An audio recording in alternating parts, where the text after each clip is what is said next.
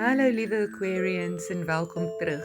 Hierdie week se Osho Zen Tarot het vir ons 4 lekker kaarte uitgegooi.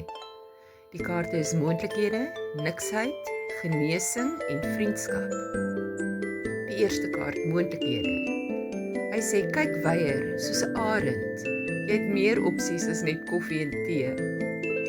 Tweede kaart, niksheid. Dit klink skerry, maar dis eintlik 'n blank canvas. Jy kan jou eie storie skryf. Die derde kaart, genesing. Dit sê sit daai pleister op jou hart en gee jouself 'n breek. En die laaste kaart, die uitkoms, is vriendskap. Dis twee bome wat langs mekaar groei, sterk op hul eie, maar saam nog mooier. So Aquarius, jou week is 'n kosmiese koktail. Nuwe kanse, 'n leë bladsy vol potensiaal en 'n bietjie self-care en lekker mense wat jou laat lag. Mooi week.